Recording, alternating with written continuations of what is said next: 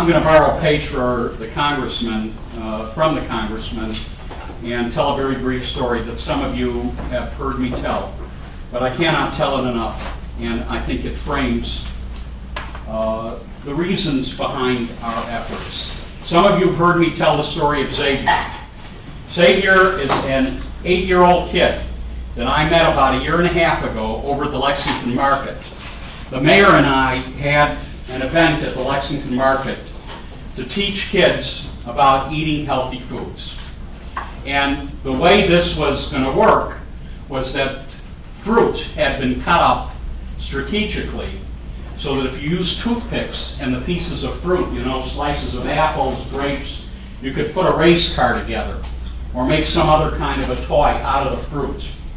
So I sat down at one table with a bunch of kids around me, 8th graders from the George Washington Elementary School, which is a school that UMB interacts with, where we mentor, where our medical students, students from our other schools as well, mentor. And Xavier, this cute little 8-year-old kid, some of you may have seen his picture in my president's newsletter. He could see that the old guy just couldn't get it. So he decided he was going to help me. And he showed me how to put the fruit slices together, make it look something like a car. And so I made a little conversation with this kid. And I said, Xavier, what are you going to do when you grow up? And he gave me the usual stuff. He said NBA, NFL.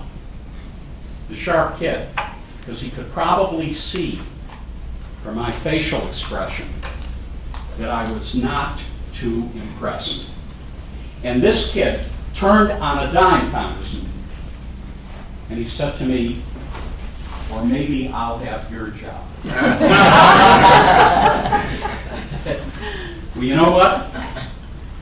I have thought about that a heck of a lot every day, because the right question, after you get done with the cuteness of it, is why not? Why not? Why shouldn't he have my job? And let's face it, Xavier is a kid living in our community in West Baltimore, and he's probably got 1,000 obstacles in front of him, keeping him from my job. And that's what we need to deal with. We need to do everything we can as an institution, and you are the institution, to work toward removing the obstacles so that the kids in our neighborhood can have at least a crack, the opportunity at getting our jobs. And I salute you for stepping up to the plate to do that. We've been inspired by Congressman Cummings. Each year for the last 7 or 8, he has driven us to take students from our community and give them the opportunity to work with us in our laboratories. We have a graduate of that program. Students from last year, who now is here at UMB, and who I'm sure is going to go on to success after success. So the congressman is our compass. The congressman inspires us, but none of this can get done without you being willing to help our Xaviers. Congressman.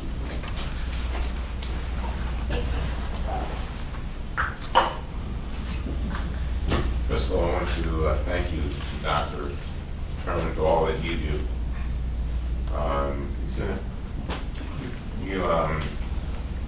You've been a shining example of what the difference that one person can make. And I thank you for picking up and running with this program. It is so very, very important. And I cannot tell you what it means to me to have learned that we had as many mentors this year as I'm sitting in this room, and I know some are not here because of various schedule problems, but I want to thank you for your leadership, Brian Servant, and your whole team. I want to thank you, and most important, I want to thank all of you for taking up a moment to enhance your lives. I know you didn't expect to get that, but you will get more out of this than they will. And it will bring you happiness. Why do I say that? One of the things that as I've gotten older, I'm now 64, and around about 60, I had a reunion with myself, where I just went away for 2 days by myself to talk to me, myself, and I, as they say in the neighborhood, and ask myself the question: Elijah, you have now lived longer than you will live. What will you do to be most effective and efficient with the rest of your life? And what will bring more meaning to your life than has already been brought? And one of the things that I said to myself is, I want to make sure that I die a happy man. And I also wanted to make sure that I die a man with no regrets. And so I take this moment to say that, to sort of let you know, first of all, why I say you're going to get so much out of this. And then I want to encourage you to continue on the path that you're on. And then I want to just talk about the impact that you will have, that you don't even know you'll have. My story is a very interesting one. My mother and father were former sharecroppers from Manning, South Carolina. They were forced out of school at around the fourth grade. They basically were made to pick the strawberries, pick the tobacco, harvest the corn, things of that nature. And the school that they did have was basically a shack, literally, where they had to walk some 6 or 7 miles to get there. And I'll never forget my mother telling the story about how when they would go to school, they had to walk, and the white kids would spit on them as they were walking to school. But they wanted an education so badly because they knew that an education would give them a liberated life. And so what they did was they, at around 18, they got married. And the first thing they did was to come to Baltimore. They came to Baltimore for one reason, because they wanted to make sure that their 7 children who were not even born yet would get an education. Out of their pain came their passion to make sure that their children achieved their purpose. So they came to Baltimore. My mother, she began working for a pickle company, and my father worked for Davis Chemical, where he went from making 15 cents a day down in South Carolina, having worked 6 days a week, and he came to Davis Chemical working 5 days a week, making $1 an hour. That's a raise. And my father used to tell us that if we missed 1 day of school, that meant we died the night before. And he meant that. We died the night before. He said, just dress yourself up for the undertaker. But you already go young, that means mortician. Don't want to have to clean you up. Just put you in the casket and you're done. And the reason why he said that was, again, out of his painting, his passion. Although he may not have been able to achieve what he wanted to achieve, he wanted it for his children. And so out of the 7 of us, we missed a total, out of the 7 of us, between kindergarten and graduating from high school, we missed a total of 3 days of school. I missed none, not one moment. Education was so very, very important. And all throughout my life, though, there were people who played significant roles. And one of them was a teacher named Mr. Posey. I'd been in special education from kindergarten through the beginning of the 6th grade. And a man named Mr. Posey, a man who had an attitude probably much like yours, saw something in me that I did not even see it myself. Exposed me to higher standards and allowed me to be able to dream. And he told me, he said, that you always look so sad. And I said, I am sad. He said, why are you so sad? I said, because I feel like a caged bird trying to get out. I just can't get out. I just think that there's something better, but I don't know how to do it. And he said, I didn't tell him I felt bad. I felt sitting in special ed. And I felt like I could do better. And so he said, tell you what we'll do, he said, you seem to be a nice young fellow. He said, I'm going to work with you and I want you, he says, the Enid Pratt Library has the same books that they are using in the regular class. I want you to go there. I'm going to give you a little tutoring and whatever. And I want you to go there. And I want you to study the math, and I'll kind of guide you as best I can. Well, I did that. One of the reasons why I love Enid Pratt Library so much today, and why I work so hard to make sure it's maintained, is because it changed the trajectory of my life. Not the library itself, but the people in the library. Because I would go there after school, and I would study. And I didn't understand what was going on. Mr. Posey, my teacher, did not have the time to give me what I really needed, but it was the librarians. They're all dead now. And I feel emotional thinking about them. Because they got off at 7 o'clock. And I remember many a night that they would sit there with me until I got it. Because they believed in me. And they were not just, they were not married to convenience. They were married to conviction. They were not married to the moment. They were married to the future. And they did not allow their race, because all of them were white, by the way, to bar them, and understand that was a different time than today, to bar them from helping me. And so part of what I got from them is that I had some people that really cared about me. I remember I missed a day, and when I came back, they were just all over me. What happened to you? We were expecting you to be here. And I think what it was is what I tell my children. When adults see you trying to do something, they see it's something natural that makes you want to help them. You ever notice that? Make you want to help them. I tell my kids, I want you to always go out there, be the best that you can be. I promise you, there's an adult somewhere that's going to help you.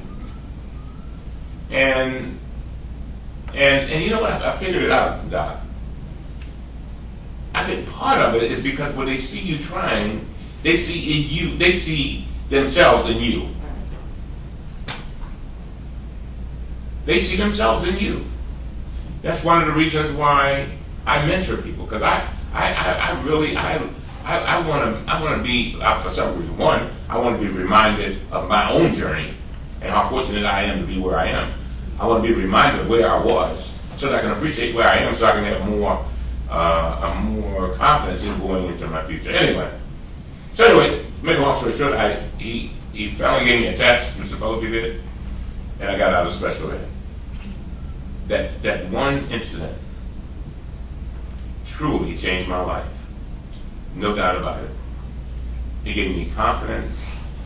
I then went on and did extremely well in middle school, did well at Baltimore City College High School, graduated in the top of my class, went on to Howard University, graduated Phi Beta Kappa. I didn't even know what Phi Beta Kappa was. One night, some guys came, knocked on my door, and said, "Elijah, you made it, man, you made it." I said, "Made what?" I said, "Phi Beta Kappa." I said, "I didn't pledge for a fraternity." I didn't even know what they were talking about.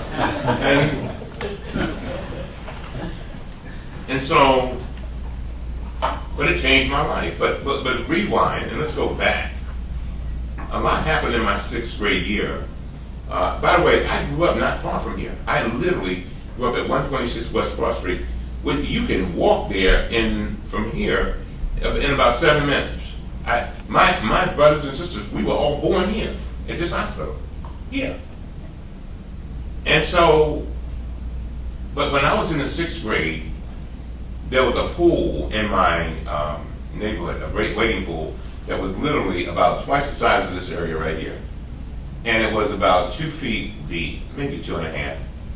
And we had to literally, most of the houses down in South Baltimore, what is now Audubon, used to be all African American, all. And we used to go to the pool, the wading pool, and there were so many kids that we literally had to wait turns to get in the pool. So you can imagine after about 3 or 4 turns, the water was hot. I mean, it was already hot. And so, one day a lady came named Juanita Jackson Mitchell.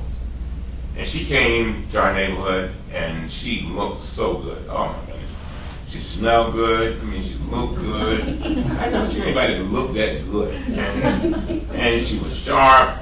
And she said these words to us. She said, "There's a pool at Riverside." And she said, "You all," she said, "it's an Olympic-sized pool. And you all can come with me to swim in the pool." And of course, she didn't tell us it was segregated. She didn't tell us that. And I'll never forget, for 7 days we marched to the Riverside pool, little children getting beat up to go to the Riverside pool, which is still there. And around the 7th day, we integrated the pool. That also changed the trajectory of my life. First of all, I saw a woman who was a lawyer. And that woman showed me that I had rights. And she showed me how to make people respect my rights. She also told me that I could do better than the wading pool and get to the big pool. Oh, she did something for me. Oh, and I'm just a kid. And so, as a result of that, that's what made me want to become a lawyer. The idea that this woman entered my life. And somebody, there is a saying that I love so much, I wish I had invented it. It says, the moment, you don't always go to the moment, a lot of times the moment comes to you. And so having her at that moment in my life made me say, this is what I want to be. If somebody can do that, can influence me and influence other people and make that kind of change, that's what I want to be. So I decided at that moment to be a lawyer. Again, and I stayed in contact with Ms. Mitchell. She became a mentor, changing my life, showing me the way to success. One thing a mentor does, and I've always asked myself, how do I make it possible for people to move through their life at greater speed so that they don't have to go at a very slow pace? One of the best ways you can do it is through a mentor. Let me tell you why. A mentor can introduce you to people that it would take you a lifetime to meet. They can introduce them, help you meet them within a day or a week. A mentor can tell you about the ditches that they fell in. Come on now, all of us fell in some ditches at some point. All of us have made mistakes at some point. They can tell you what ditches they fell in to help you so that you don't have to fall in and spend all that time trying to get out. They can also give you advice as to how to move through your life and to achieve things. They also serve as a cheerleader. Sometimes you just need a cheerleader, am I right? Sometimes you just need somebody saying you can do this. Somebody saying you can do this. So many of our children have nobody saying you can do this. As a matter of fact, many of them have forces telling them you can do other things that are not so positive. And so a mentor does something else. It gives young people and others a sense of family. If you ever listen to gang members, as I have, and I've talked to many, a lot of them are looking for the same things that families bring. They're looking for somebody to look out for them. They're looking for somebody to advise them. They're looking for somebody to say, oh, you know, I'm looking over your shoulder. I'm just checking. I want to make sure you're doing that right. They're looking for love. They're looking for respect. Love, respect. They're looking for somebody who cares. And that's why it's so important that you do this. I'm going to close by saying this. My father, I'll never forget when he watched me being sworn in. I have so many Father's Day, so I have so many stories about my father. But my father, when he took me to Howard University in 1969, I was in Howard University, and my father, Dean, said he drives me up, and I had this old beat-up suitcase and 2 green bags of clothes. And his beat-up car, we drive up. I was almost embarrassed because the car was, with a lot of smoke. So we arrived in a cloud of smoke. And so he stops in front of Carver Hall at Howard University in Washington, and he says, "Now, boy, I want you to understand this, boy. Me and your mama, we didn't get far in school, boy, but you here, you gonna do well. They tell me they got all these Negro professors up here, and they're gonna learn you a lot. And what we want you to do is we want you to go in here, and we want you to get an education. Now, Jimmy Burley, they tell me, his son, Jimmy had worked on the job, but his son, he come up here to Howard University, and the boys came up, started taking over buildings and stuff, and then he out of school. And he said, and then Mary Jones, her daughter come up here, she fell in love with some boy, and now she out of school. You ain't come here to fall in love, and you didn't come here to take over buildings. You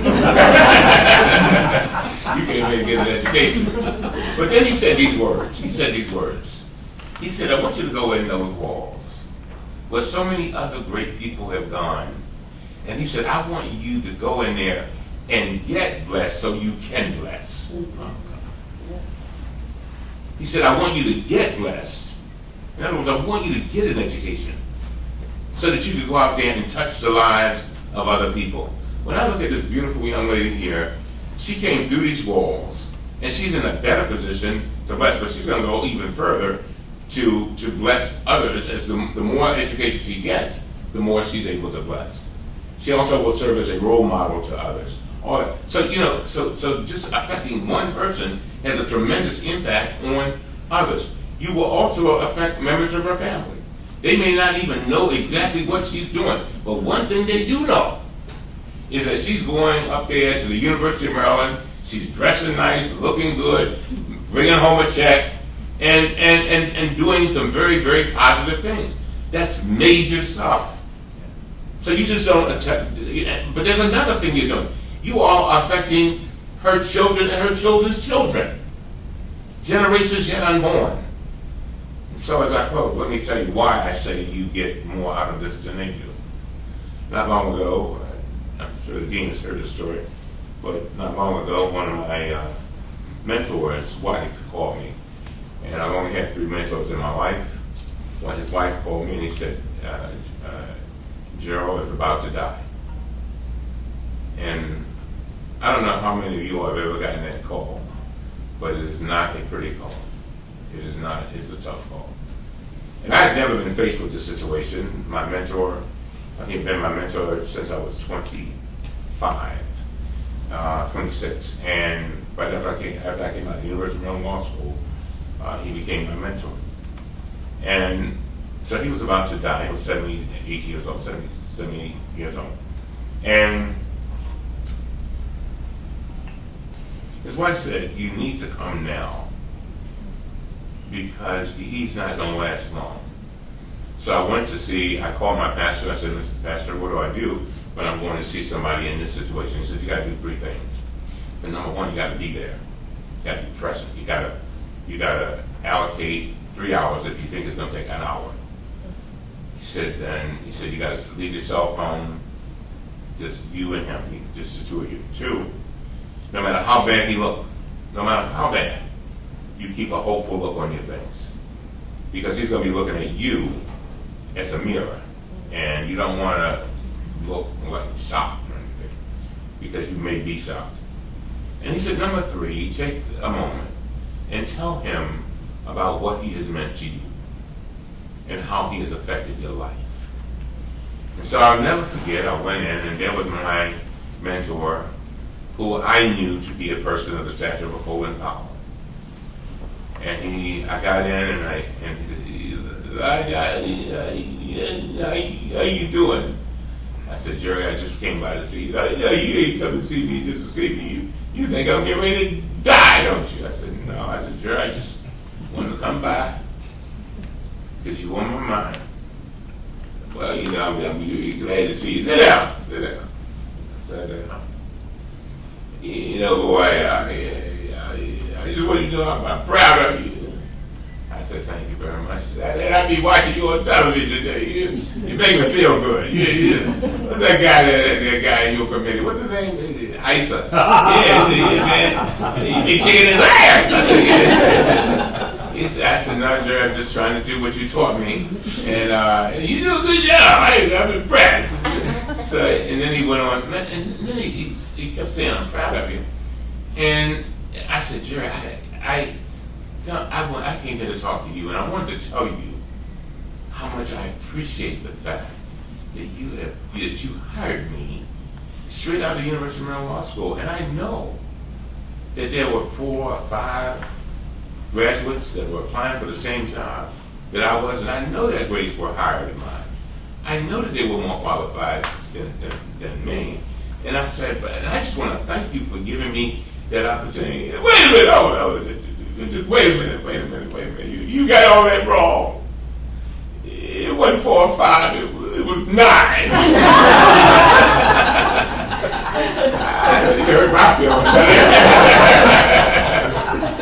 But I realized that what he was doing was he had one foot in death and another in his hand reaching for life. And so I sat down and he said, "Hey, I just want to tell you one more thing. I really appreciate being a part of your destiny." I said, "Joe, yes, you were a part of my destiny. There's no way I would be where I am if it were not for you. And I just want you to give me one favor." I said, "What's that?" "Would you reach my eulogy?" I said, "Joe, I'm not a preacher." "Well, David, they had his funeral the other day. I went to the funeral. The preacher didn't even know his name."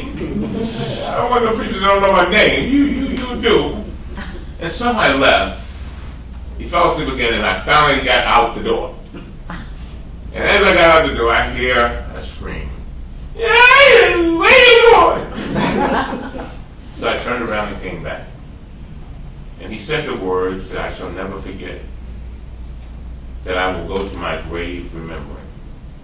And I did not understand them at that moment, but the more I thought about it, the more I understood it. He said, I just want you to know. And he fell on my face as he was shaking. He said, if you don't remember anything else I say, you remember this. I'm so glad that you were part of my destiny. He said, I'm so glad that you were a part of my destiny. What he was saying is that he was a man who came upon the earth, and part of his purpose was to lift up young people, to make them better, to help lawyers become all that they could be. And the fact that I came into his life allowed him to have peace and to, as my wife would say, feed his soul. And that brought him happiness. If you can't relate to it from Gerald, relate to it from your own children. When they graduate from high school, that brought you happiness.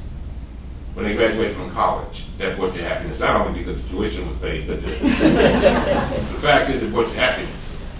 When they got married, happiness. When a grandchild was born, it has nothing to do with money. Happiness. Because there's something inside of us that says we need to reach out outside of us to make a difference. And so, I tell people, I spoke at Gerald's funeral, and I said at the funeral, he taught me how to live, but he also taught me how to die. I've often thought, Dean, when I visit hospice, visit people in hospice, how would I deal with somebody telling me you've got a few days to live? How will I deal with the idea that the only thing I have to look forward to is being able to look out of a window? I often ask myself, but Gerald showed me. He showed me. And what he showed me was joy, I guess, in those moments come from what you leave. In other words, some life you help, what you input into somebody else's life. That's the thing that brings the happiness. And so often we find ourselves doing things and saying to ourselves, oh, this is inconvenient or whatever, but it's not about us. It's actually bigger than us. But in reality, it is us because it brings us happiness. And so, and if nothing else, you have an opportunity to meet people that you've never met before. You get a chance to see life like from the eyes of somebody like you never met before, probably, and to experience them moving forward in life and becoming all that God meant for them to be. And for all of those reasons, I have come by here to thank you for what you have agreed to do.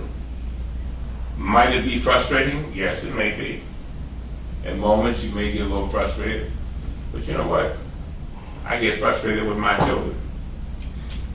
But I love them. And I said, my daughter said something to me the other day as I closed. I have a 33-year-old daughter who makes more money than I do. She takes me to lunch every 2 weeks. And this particular time she gave me a check. I was shocked. I looked at the check, it was $1,000. I said, what are you giving me this for? She said, Dad, I was looking at some old letters and notes, and I realized how much you struggled to put me through school. She said, I just want to pay you back. I just want to pay you back. So here's the first installment. Dean, I took the check and I tore it up. Handed it to her. I said, girlfriend, I'm so glad I had a daughter to write a check for. I said, number two, I said, you are a gift that keeps on giving. And you bring me happiness. So, you can take your check. Don't stop the lunches. You can take your check. And because you make me happy. And all the money in the world can never replace that. And so, ladies and gentlemen, thank you very much. May God bless all of you. And may God bless your journey with your mentees. All right? And so I will be involved primarily in working with students and mentors, matching them up, and then helping throughout these next 4 weeks in terms of making sure that things are running smoothly and running well. Tell me about any mentors in your life and what they've meant to you. So I've had quite a few. When I was in high school and in college, I spent some time working across town at Hopkins, where I really had the opportunity to be involved in research, which was huge. So I had a few mentors there who really helped me out and said, you know what, you can go to med school. This is something that you can have. And it was such a big help, and it's just really served me well. What makes you excited about this program? Oh, I'm extremely excited this year because we have an overwhelming response from our faculty, and we have requested 30. We needed 30 mentors, and we have 35. And just this morning, I received an email from another faculty member saying, "Allison, if you need me, I'm here."